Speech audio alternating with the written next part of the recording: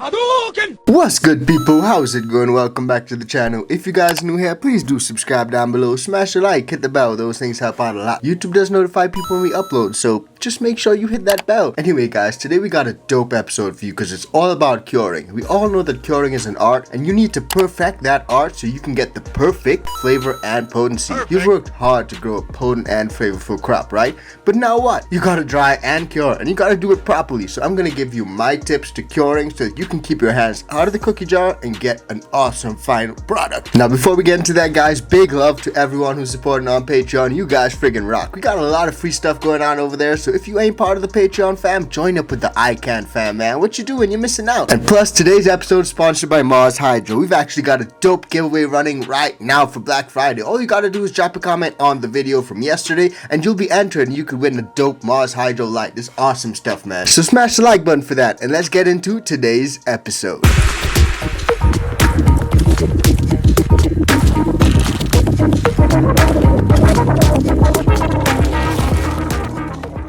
Yes guys, now the process of curing is essential in putting the finishing touches on the beautiful green flowers you worked so hard to grow.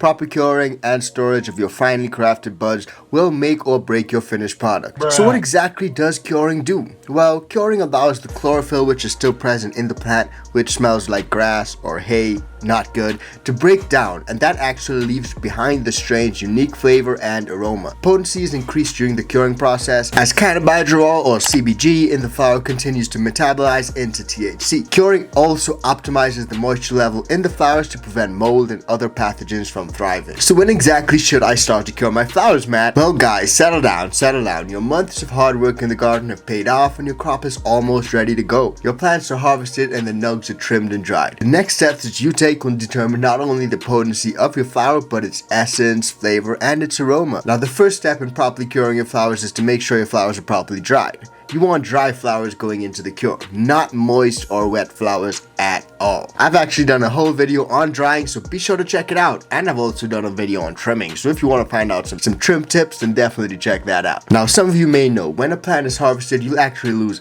80% of your moisture before it's even consumable. Yep, that's a lot. That's a lot of water weight. Now you want to start the curing process before your flowers get to that point.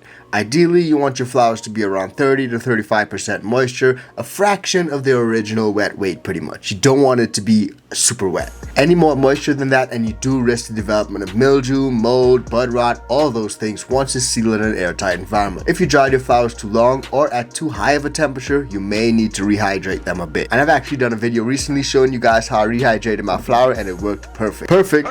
So definitely check that out. So you want to make sure that your flowers are dry before you begin your cure. If you're not sure, you can test your flowers simply by bending a stem. If the stem bends or starts to break, then it's sufficiently dry. If it just continues to bend like floppy, like a plasticine or something, then it should probably dry for another day or more. Now when it comes to the actual curing process, some people use different tools. Some people use brown paper bags, some people use turkey bags, some people use glass jars, some people use grove bags. There are a lot of different things that you can use. But one pro tip is to always date your stuff so that you know the days that they went into cure. I always pop the dates that my stuff went into the cures, so I always know when the cure began. Now I did mention this before, but curing is important for the best flavor and potency. As those chemical components of the plant matter break down over time, it shifts the taste from an overly earthy green flavor to flavors that are more palatable and that we more readily associate with certain strains. This process is actually conducted by aerobic bacteria present in the plant at the time of harvest. The bacteria literally consume the chlorophyll in the flowers, making the taste and overall experience less harsh. Just like you'll grow, your curing flowers thrive in a microenvironment depending on specific conditions in order to nurture the process. Now it's super important to keep your cure in a dark room or a storage area. Light will degrade that THC and interfere with the metabolic process taking place in your jars or your bags. Maintenance of the microenvironment is vital to keep your good bacteria thriving and your bad bacteria away. I like to keep my temperatures slightly lower than my grow room, and I usually like them around 50 to 75 degrees Fahrenheit. Now burping is a popular question. A lot of people burp.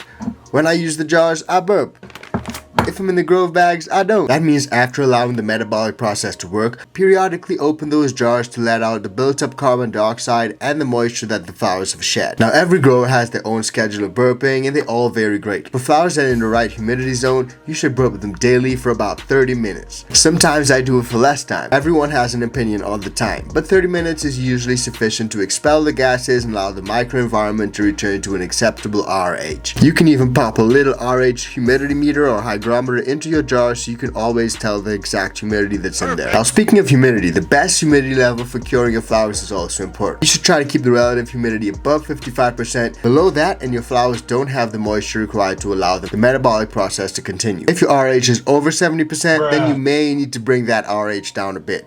Ideally, I try to aim for about 60% RH and that works great for me. But a little lower and it's not the end of the world. Now exactly how long you cure your flowers is really up to you. Most folks will tell you that with daily burping under the right conditions, your flowers should be delicious, potent, and ready to go within 3 weeks to a month. Others who've cured their flower for months or even years claim that their product only improved the longer it cured. And personally, I'm an advocate of that. The longer the cure, the better. I've tasted my own homegrown after about a year and man, amazing. It may lose a little bit of the bright color, but the taste is 100% still there. Maybe it's even better. What do you guys think? Drop it in the comments and let me know. What's the longest that you ever cured your flower for? The absolute longest. Let me know. I'm super interested to find out what you guys got to say. Now when it comes to the actual tool for curing, a lot of people got differing ideas. Sometimes I use bags, sometimes I use jars. But all in all, storing your flower in the proper conditions will preserve your THC content and allow for quality consumption at a later date. So I think it goes without saying. Storage is absolutely key. If you're using jars, just make sure that those jars are dark colored to prevent light from creeping in. And if you're using the clear ones, put it in a dark closet. I use the clear ones, I put it in a dark closet and I leave it there. Now pro tip guys, if you're storing your flowers for long periods of time, try popping those jars open occasionally just to get some fresh air in and out of there. So now that you guys got an idea of what conditions you need to cure your flower, you can literally start it right now, today. Yesterday, so go and do that, man. So smash the like button for that, man, and don't forget to hit that bell and enter the gift and drop a comment on yesterday's video about LEDs, cause that one, banger, and you can get lucky. This video is brought to you by Mars Hydro, where they have a variety of grow lights and grow tents for growers of all experience levels. Whether you're a small home grower or setting up a slightly bigger commercial operation, they have the tents and lights for you. They have tents for every space and need, including the new 2-in-1 tents. And they also have a wide variety of lights to choose from, including full spectrum LED and the new detachable FCE series.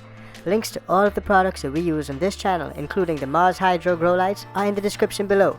Be sure to use the links below to support the iCanTHC channel. You can also save a few bucks on the Mars Hydro website by using the code iCanTHC at checkout for store-wide savings. Don't forget to use the code and save yourself a few bucks. Now, back to the video. So smash the like button for that, and we'll see you on the next one. Peace, fam.